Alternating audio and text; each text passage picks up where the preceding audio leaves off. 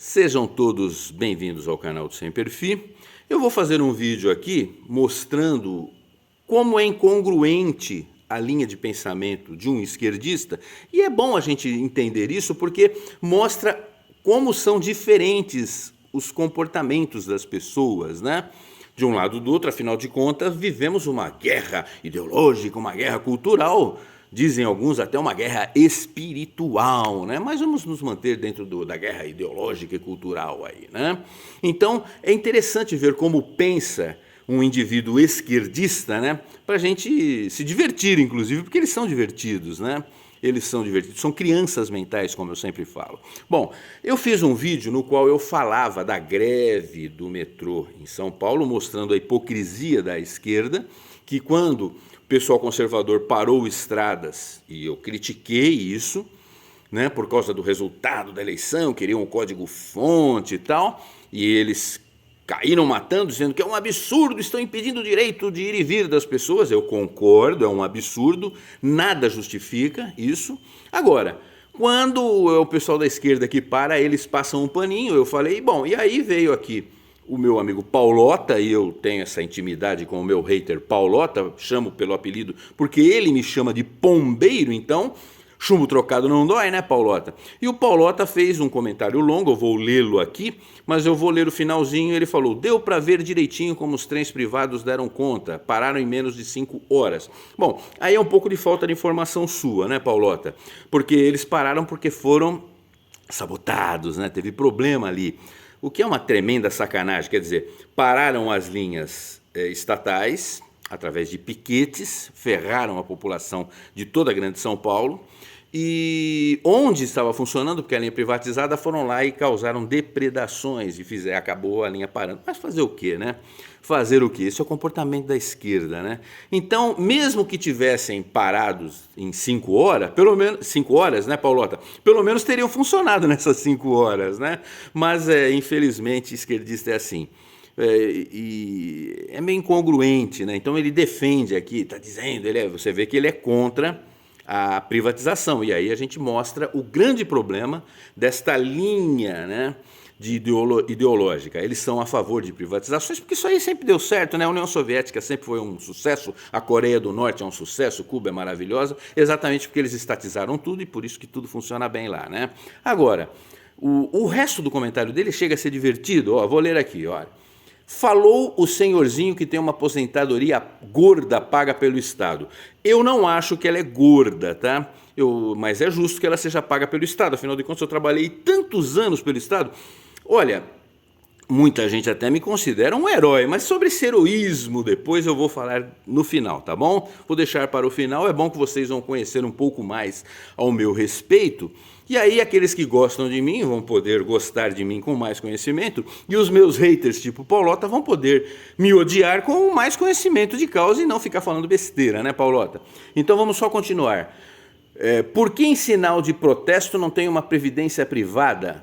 Bom, aí é falta de informação sua. Eu tive uma previdência privada, eu fiz um plano de previdência privada quando eu era tenente, jovenzinho lá, terminei até de pagar lá o período e eu fiz uma opção. Eu nem sei se essa opção existe ainda nos planos de previdência privada, mas na época eu pude fazer essa escolha. Eu escolhi, em vez de receber um benefício para o resto da vida, um benefício perene, né? Eu recebi uma bolada de uma vez só, havia essa opção, e eu peguei aquele dinheiro, que era um montante razoável, e apliquei no mercado imobiliário, e venho aplicando até hoje, né? Venho trabalhando com o dinheiro. Foi uma forma que eu escolhi. Então, já é uma informação errada sua, por que não tem uma previdência privada, né? Poxa, eu tive uma previdência privada, você que não sabe disso, porque ali você não sabe quase nada sobre quase tudo, né, Paulota? Bom, aí vamos lá. Não tem nem convênio e depende do SUS. Pô, mas vem cá, Paulota, se eu não tenho convênio, por que eu tenho essa carteirinha da Unimed? Por que eu tenho essa carteirinha da Uniodonto? Né? Como assim eu não tenho convênio e dependo do SUS? Da onde você tirou essa ideia de jirico? Né? É mentira sua. Se fosse verdade aquilo que o Flávio Dino falou, que fake news é crime, você estaria cometendo um crime aqui, né, Paulota? Porque eu tenho convênio, sim. Eu não dependo do SUS. Agora, poderia depender, afinal de contas, pago imposto pra caramba, né? tudo que eu compro eu pago imposto, tudo que eu faço eu pago imposto, pago um imposto de renda de 27% debitado na fonte, eu teria direito ao SUS. Eu não uso porque é conveniência minha usar os planos de saúde, tá, Paulota? Então é mentira sua que eu não tenho convênio. Não sei de onde você tirou essa informação idiota, tá bom? Agora, depende do SUS, que é do Estado, para a cirurgia no joelho, enfim, a hipocrisia. Não, primeiro que a cirurgia no joelho, que eu citei num vídeo aí atrás, nem é uma cirurgia no meu joelho, não, é no joelho da minha esposa. E onde que eu falei que ela ia fazer pelo SUS? De jeito nenhum. Você está tirando uma conclusão totalmente abestalhada do que eu falei. Eu falei que eu vou sair do estado de Goiás e fui para o estado de São Paulo para fazer o pré-operatório e vou voltar agora para fazer a cirurgia dela, agora no começo de novembro. Não é porque eu vou fazer pelo SUS. Se fosse pelo SUS, eu poderia fazer em Goiás aqui também, né? Só que demoraria anos, como eu falei, porque tanto aqui quanto lá demora uma eternidade uma cirurgia mesmo de joelho, né? Agora, vai ser pelo convênio, não sei de onde você tirou que era pelo SUS. Eu só vou sair do estado de Goiás e vou para São Paulo para fazer essa cirurgia, porque cirurgia, Paulota, é uma coisa que depende de uma relação de confiança entre médico e paciente, e o meu convênio atende aqui apenas emergência. Eu poderia fazer todo um processo para fazer uma cirurgia de joelho aqui, mas não é interessante. Por quê? Porque a gente confia, a gente já tem uma relação de anos e anos e anos lá no estado de São Paulo, onde eu morei, sou nascido em São Paulo e morei praticamente minha vida toda. Então, sim, vamos fazer lá por uma relação de confiança médico-paciente, né? Até porque se precisasse eu pagaria na rede particular, mas não é o caso, nós vamos fazer pelo convênio, tá? Então é mentira sua esse negócio aí. Então quando você fala, enfim, a hipocrisia, não é uma hipocrisia minha não, é mentira sua, tá bom? Bom, e nos 35 anos de serviço, mais estudou do que de fato trabalhou. Então onde você tirou essa informação, Paulota? Do anos? Que ele fala assim, seu currículo mostra bem isso. Onde é que está o meu currículo que você achou? Eu não sei, meu currículo está na internet? Eu não sei, eu acho que não está, mas se você achou, você é um tremendo de um hacker, né, Paulota? Então, se o meu currículo diz isso, aonde que ele está? Eu não sabia disso. Isso é uma mentira sua, porque inclusive dentro da corporação que eu trabalhei, existe uma coisa chamada interstício, que é assim, você quando faz um curso, você tem que ter um interstício de tanto tempo, pode ser de 6 meses, pode ser de 1 ano, 2 anos, 3 anos, porque você não pode simplesmente ficar fazendo curso atrás de curso. Depois que você termina um curso, quando você faz o curso, você já está lá no regulamento daquele curso, o interstício para o próximo curso. Então você não pode, na Polícia Militar do Estado de São Paulo, ficar fazendo curso em cima de curso e nunca trabalhar, como é o que você sugere aqui. Isso é mais uma fake news sua, hein, Paulota? Se fosse crime, você já estaria enrolado, hein? Então ele fala assim, o tanto de cargo que já teve, se dividir igualmente nesses 35 anos, o senhor ficou 5 anos em cada cargo. Aqui ele demonstra que ele não sabe bem a diferença entre cargo, que eu tive muitos, e patentes, né, dentro do militarismo, que eu acho que é isso que ele quis dizer. Ele disse, deve ter sido um prodígio em cada um deles. Eu não sei se eu fui um prodígio, fui um cara muito dedicado em todas as patentes, em todas as funções que eu exerci. Por isso eu fui promovido rapidamente, por isso eu galguei os mais altos cargos da carreira, né? Porque eu sempre fui, não um prodígio, não diria isso, mas um cara bem conceituado, né? Sou primeiro colocado do meu curso de formação, tenho um monte de especializações, né? Muitas delas feitas fora do horário de serviço, né? E aí nem conta interstício, por exemplo, faculdade de Direito eu fiz à noite, fora do meu turno de serviço, né? Muitos cursos que eu fiz, muitos cursos de extensão universitária eu fiz além do horário de trabalho, né? Mas então não deu para entender. Então isso aqui é mentira que você está falando, tá bom, Paulota? Então eu tive algumas patentes, eu não fiquei 5 anos, em média acabou dando, porque olha, eu fui aluno oficial, eu fui aspirante, segundo tenente, primeiro tenente, capitão, major, tenente coronel, 8 patentes em... Você falou 35 anos? Mentira sua também. Eu trabalhei no total 34 anos. 30 de serviço efetivo na Polícia Militar, 2 anos de Força Aérea e 2 anos eu trabalhei numa editora lá em São Paulo, capital, editora educacional, tá? Então eu trabalhei 34 anos, mais uma fake news sua, né? Porque você tirou, sei lá, da cloaca, que foram 35 anos meu de serviço, não foram 34 se somar tudo, então é errado tudo. Agora vamos falar aquele negócio do heroísmo, que ele começou dizendo que eu ganho uma aposentadoria gorda paga pelo Estado. Poxa, Paulota, mas eu mereci, né? Eu trabalhei pra caramba, sabe? Eu vou contar uma coisa. Sobre esse negócio de ganhar, eu vou contar um fato aqui, depois eu faço a ponte para o meu caso, tá?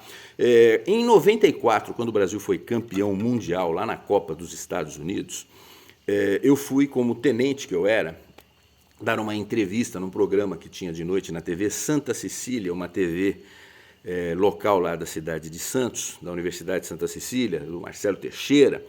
E era um programa de variedades que tinha várias pessoas de várias áreas que batiam uma bola lá sobre vários assuntos. Eu fui lá, logicamente, falar de salvamento aquático marítimo. Eu era o comandante do serviço de guarda-vidas na cidade de Santos, né? Então, por isso que eu estava lá, e tinha outras pessoas de outras áreas e o pessoal falava de assuntos diversos. Bom, aí era a Copa do Mundo, o Brasil tinha sido campeão, e quando chegou o voo do Brasil, quando terminou a Copa de 94, os campeões chegaram ao Brasil, teve um problema, né, que os jogadores trouxeram muita muamba, né, muita coisa que eles compraram nos Estados Unidos e queriam entrar sem pagar imposto, né? Aí teve um funcionário da Receita que falou, não pode, isso aqui tem que pagar imposto, não dá para liberar essa carga. E o Romário fez um comentário, ele pegou e falou assim, esse cara quer aparecer, ele não é herói, eu não vi ele jogando, o herói sou eu, o herói somos nós que ganhamos a Copa do Mundo.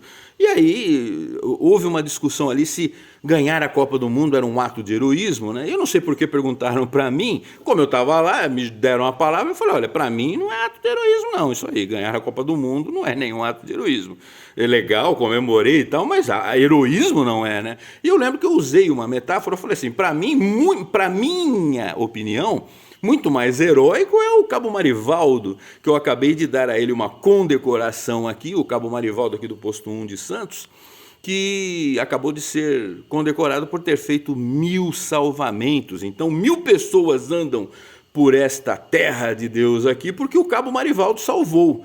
E a gente tem os salvamentos todos catalogados, tem nome, endereço, que a gente faz relatório, e poucas pessoas chegam nesse número porque você precisa trabalhar muitos anos no serviço de guarda-vidas, no serviço aquático marítimo lá do estado de São Paulo, para poder completar 1000 salvamentos. E o Marivaldo, o Cabo Marivaldo, tinha acabado de fazer essa marca e a gente tinha dado a ele uma medalha por isso, uma condecoração. Eu falei, para mim, herói é o Marivaldo, né, que salvou 1000 pessoas, é muito mais meritório do que ganhar a Copa do Mundo, né? Cada um, né? Era a minha opinião. Teve um carinha que estava lá, ele era meio esquerdinha, né? Ele pegou e falou assim, mas o Marivaldo não é herói, ele ganha para isso, é a função dele salvar vidas. Eu falei, puta, é verdade, você tá certo nisso daí. Por isso que eu falei, na minha opinião, o mais heróico é o ato do Marivaldo. Porém, eu falei, aí eu peguei ele no pé, foi, mas se o problema é ganhar, por isso o Romário não ganha, os outros jogadores também não ganham muito mais que o Marivaldo, por sinal. Eu considero mais meritório porque cada vez que você vai fazer um salvamento, você coloca a sua própria vida em risco, né? Eu, por exemplo, tive que várias vezes ir à casa dos familiares, dar a notícia de que um guarda-vida, um bombeiro, morreu na execução do serviço. Cabo Gusson, por exemplo, né? Lá de Peruíbe, uma fatalidade, só para dar um exemplo. Então, eu acho mais heróico, né?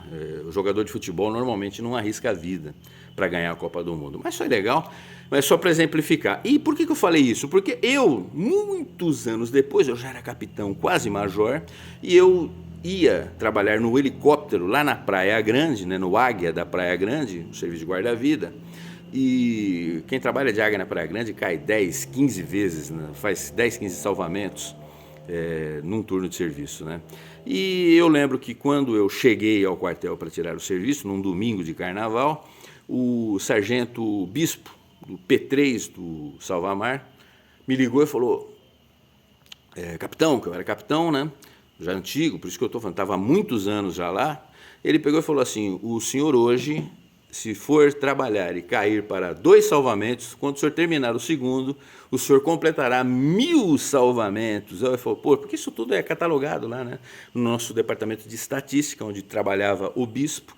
Eu falei, pô, que legal, né? Eu não ficava tabulando, mas o nosso setor de estatística tabulava. Então eu pude, depois de muitos anos, chegar naquela marca muito legal, que é de fazer 1000 salvamentos. Então, ó, Paulota, eu mereço o meu salário, porque eu trabalhei muito. Pô, só com esses bracinhos aqui, ó, eu salvei mais de 1000 pessoas. Então, poxa vida, né?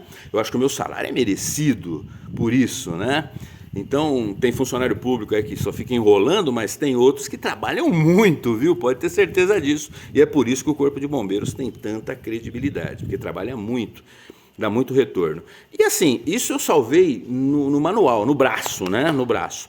Agora, eu considero que eu salvei muito mais gente com o meu intelecto, porque eu trabalhei na área de comando, né? Trabalhei na área de coordenação, na área estratégica. Por exemplo, quer ver como que um cara até não precisa nem nadar para salvar vidas? E eu sempre falei isso. Eu tinha um funcionário nosso lá, o Cabo Sérgio Cavalo, para os mais íntimos, né? O Cabo Sérgio, ele nem sabia nadar. Porém, eu dei uma condecoração uma vez, num campeonato sul-americano de guarda-vidas, eu fiz uma homenagem, dei uma condecoração lá do evento para o Cabo Sérgio, que eu falei que ele, apesar de não ser guarda-vidas, ele tinha salvado muitas vidas, porque o Cabo Sérgio, ele era um cara que foi trabalhar como motorista e ele trabalhou muito dando assessoria para o sargento Arualdo Lampadinha, o apelido dele Lampadinha, a montar todo o sistema de rádio, né, lá do Salvamar. Então passaram anos montando antenas em todo o litoral do estado de São Paulo. E eu falei que o sistema de rádio salvou muita gente foi salva pela eficiência do nosso sistema de comunicação. Então eu falava, mesmo nem sabendo nadar, o Sérgio Cavalo tinha uma participação muito grande nos nossos salvamentos, porque ele efetivamente ajudou a montar aquele sistema que muito apoiava o serviço de guarda-vidas.